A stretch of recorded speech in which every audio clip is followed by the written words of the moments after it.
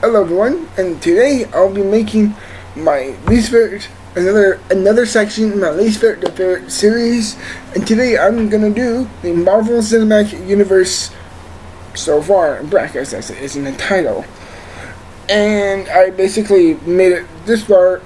I got all the movies on DVD, thankfully, of all the Cinematic Universe. Not other cinematic Marvel associated movies, like no Punisher, no Spider-Man, no X-Men, no Fantastic Four. It's purely Marvel Cinematic Universe. And with all that ado, I have my Punisher shirt on. I got Mahonia right here, Thor's hammer, Mahonia, and let's go right to it. My version of my least favorite to favorite, the top 10 Marvel Cinematic Universe movies so far. And I said top 10 because there's only 10 of them, there's 11, but that's including the new the Avengers movie that I will see tomorrow, and hopefully I'll probably, hopefully, I promise you I will make a review of that, and it will be up tomorrow. But with all that said, here's my least favorite in the Marvel Cinematic Universe, and counting it off at number 10 for me, it's for me my least favorite of them, and that is, and by the way, I will try to keep this as not as long as it truly is, so that this video won't be more than hopefully 15 minutes or more. Hopefully it won't be that long, but I'll try to keep it as short as possible. With all that ado, here's my number 10 spot, which is of course probably my least favorite, and that for me is Captain America: The First Avenger. For me, this is the weakest of the movies. Even though I do think there is some good elements like the effects and the characters and certain things, I do think it has the most uninspired story, and I do think it is probably, in my view of all things, the weakest for certain elements, such as the clunky story, the not so great villain, and yada yada yada. Nothing more to say, but Captain America: First Avenger for me is probably the weakest of the Marvel Cinematic Universe, in my opinion. Number 9 is a somewhat okay start to probably my favorite Marvel Avenger character, and that is Thor. At number 9. Granted, I do love the cast of this movie, and I love the scale that it presents it on. I do think the directing by Kenneth Branagh is just an odd too distracting, and also I do think the whole aspect of trying to make him as like this person brought to Earth, make him humanistic. I'm like, that's an angle where Thor should not be presented by. Like, make him a larger than life character. He doesn't need to be focused on in this certain type of direction. They're basically grounding him. They're grounding him into a humanistic reality. And when I saw that, I'm just like, you really don't need to make it like that, alright? It's Thor. We know he's fucking superior than us, okay? Granted, they admit they're not gods and Thor too, but whatever. But Thor was an okay start to probably my favorite Marvel character of all time. And number 8 is probably the movie that a lot of people associate with what they would think is the weakest of the Marvel Cinematic Universe, even though I think is okay, and that is Iron Man 2. That's right, I do not hate Iron Man 2. I think this movie has some really good elements, such as Don Cheadle as Ironmonger, or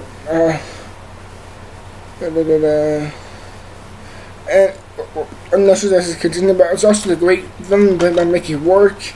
Scarlett Johansson she looks way too young in this movie, and it does show a lot of terrible decisions that they make in the movie, and there's some pretty weak moments, but overall I thought it had a good villain, and Scarlett Johansson is really sexy in this movie, and the actions is incredible, especially that scene in Madrid, or at least I think it's Madrid, is really a great. The action scene on the car chase scene in the movie, I think is really, really well handled. Really, really well handled, in my opinion. And I'm just saying, Iron Man 2 is not as bad as everyone thinks it is. And number 7 is another Iron Man movie, and that is Iron Man 3. Yes, I do not hate this movie. I don't hate it. I actually really do like this movie. I think it has some really good elements, such as the action. The effects are friggin' amazing, man. They actually are really good. I love seeing all those cautions coming at the end. I think they're really, really good. I love the build-up. I love the story. I love what Tony had to go through as a character. And yes, I'm not gonna lie. I do wish they went into a darker route, but that's just what I want from them instead of me. And just understanding for what it is and understanding that I cannot change that. Okay, so shut the hell up about the negativity about this movie. But yes, there's some problems. Yes, there's a lot of stupid decisions that he does make. Yes, Guy Ritchie is so forgettable.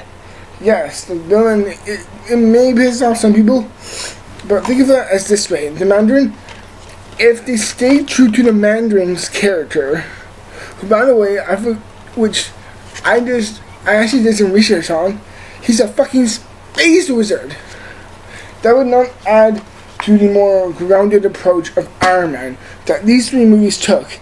If they went with the route as they should have, if they did take that route of friggin' the villain, that would have been really distracting. And I thought the fact to make him a very much just pussified, for a very much of a loser character that it made the Mandarin, I personally was okay with that, because if they kept that realism and actually went to the Mandarin, with like the rings of power, with the 2 Turkish swords going across like this as a symbol of him being a ruler, like of this real space wizard, that would have been so far out of reach that I'm just saying, if they did take that route, that'd be really stupid, okay?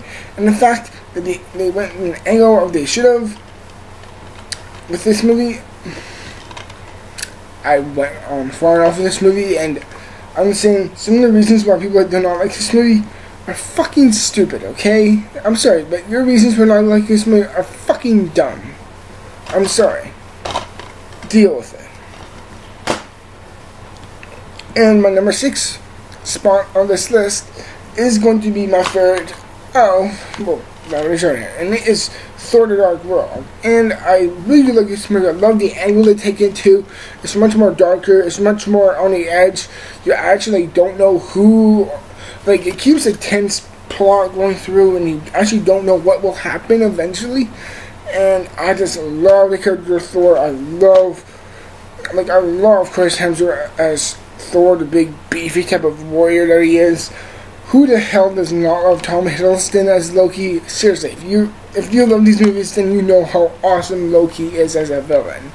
And he freaking owns every scene that is in this movie. And Anthony Hopkins is great. Natalie Portman is fine with what she gets. Yes, the villain is really, really weak, played by Christopher Eccleston. Yes, I hate some of the side characters like that. Kat Dennings is just painful to watch. Like, that's actually one of my very, very earlier reviews here on channel of this movie. And I really did show that how much I hate Kat Dennings. But okay, but to me at least, this is at least a somewhat really good angle of what they did with the character of Thor. Could have made it better, probably so, but as far as this movie, I'm concerned with this movie, I like it. And to me, it's a good representation of the character of Thor, as it should be. Like, great, and a grander, bigger, spectacle-than-life figure, not a grounded, dumbed-down character that he was represented within the first Thor movie. Alright, here we go. In top 5. I'm halfway point right now. And despite you're probably like, are you fucking kidding me? Okay, let's just run through it. Alright, here we go. Number 5 for me is Incredible Hulk. I really do like this movie. The cast is great. Edward Norton, Tim Roth, Liv Tyler, William Hurt. All do a good job, and for me, it really does, to me at least, represent the character very, very well. I like the angle of how they did with the character of Hulk. Like, he really is this tragic figure. So many people don't like the fact they make him so sappy and like, oh, the dumbed down Hulk. whatever. People want to see Hulk as a fun, great character, okay? And you know what? I really do like this movie a lot. They take it into a unique type of angle where they make him not as brutish as the 2003 version, but you know what? The overabundance of CGI can get a bit distracting, but I think the film is hugely entertaining for what it is. And you know what? Incredible Hulk, I gotta say it. It's an incredible movie. As stupid as that may sound. The Incredible Hulk. Edward Norton, as good as a Hulk, but Mark Ruffalo, you're better. And number 4 for me is going to be Captain America Winter Soldier. Captain America Winter Soldier for me was a very large improvement over the first. Just like the first, I don't think this movie is perfect, but I love the angle that they go in. It's much more of the spy thrillerish note, very much like the Bourne movies in a way, almost like same tone and feel. I really dug into the character of Captain America. Granted, before I thought he was just really bland, stoic hero, but in this movie they kind of do keep that. But I do think he's really interesting, and he does question the morality and the limited levels that they show of American government type of progressive nature that they show, and I think it's hugely entertaining, and I love the angle that it is, the realism that it has. Robert Redford is incredibly good in this movie, and the villain, the Winter Soldier, played by I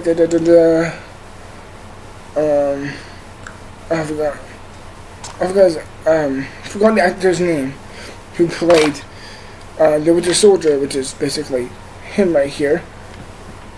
He's really good. I really enjoyed him, and yeah, Captain America Winter Soldier is definitely one of the finer comic book movies of the new years, and definitely deserves a spot on my top 4 of this list. Alright, here's my heavy parts. Here's my top 3. Number 3, Iron Man. Iron Man is awesome. I genuinely love this movie. This may be my favorite superhero movie.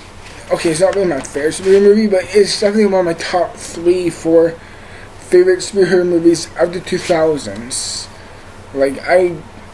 Not as much as I don't love this as much, let's say, as The Dark Knight, but this is incredibly great. I love the angle they went with. The angle, the perspective, and how this really kicked off the Marvel Cinematic Universe. I love the directing by Jon Favreau. I love the screenplay. I love the story. I love the characters. Robert Downey Jr.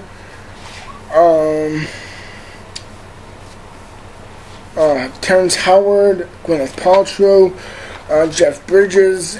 Everyone does a really good job in this movie, and I'm just saying, it definitely is for me the top tier, and maybe even my top 5 favorite superhero films of all time of Iron Man. Iron Man truly is friggin' awesome, no doubt about it, and one of the best comic book movies of all time, in my opinion. Number 2. Now here's where it really gets difficult. Number 2 for me is going to be Guardians of the Galaxy. The Guardians of the Galaxy is definitely a great movie, especially for someone like me who has not read the comics of Guardians of the Galaxy. And when I saw the movie, I'm just like, holy shit, was that good? Like, holy shit, it was. I love the characters. I love the scenarios that they're in. They all have great chemistry. Chris Pratt, Zoe Saldana, Dave Bautista, Vin Diesel, Bradley Cooper, Lee Pace, John C. Reilly. They actually had Benicio del Toro. There's a cameo by the director. I forgot the director's name. But this movie was just so surprising for so many different reasons. The characters were great. The effects were amazing. The story was really a great reminiscent to the old type of comic book feel that it had. But what more can I say? The Guardians of the Galaxy definitely deserves this place on this list at number 2. And now, at that point, you can so clearly tell what my number 1 favorite Marvel Cinematic Universe movie is, and that is The Avengers. Assemble!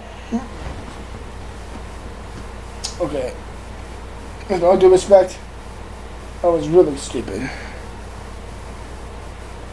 Come on. Get up. There we go. But what more can I say about this? Look here at the bottom. Chuck Walton. FamilyGo.com.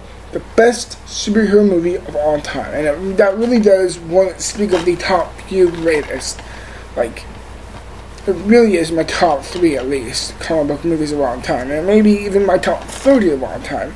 This movie has everything. It has a good story, has good effects, has great build-up. The final climactic battle itself is phenomenal. Like, all the characters' interactions. Chris Evans as Captain America, Robert Downey Jr.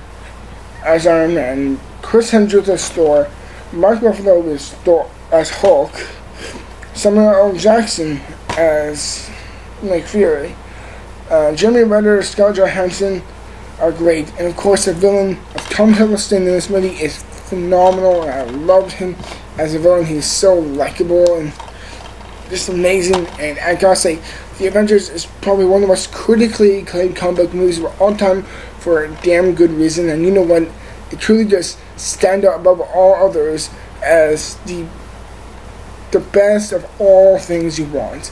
It may be simplistic, but it's simplicity done right. And done at such a good angle that no one could ever plot it ever more. It really is one of the top tier best comic book movies of all time for good reason, and definitely is one of mine for good reason. I gotta say, everyone, thank you for watching this video of my least favorite of the Marvel Cinematic Universe movies. And if you want to ask me, well, what do you predict the new Avengers movie would be on your list?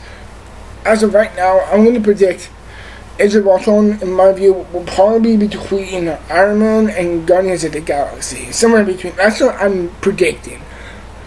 That's what I predict. And everyone, I really hope you enjoyed this video of me talking about my least favorite to favorite of the Marvel Cinematic Universe so far.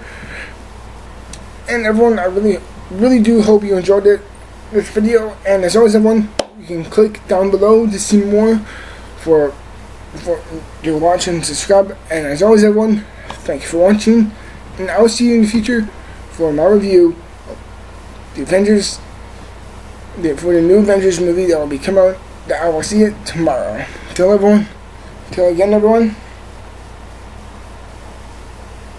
it's just my opinion, and I'll see you then. Until then, I'm out. Court adjourned.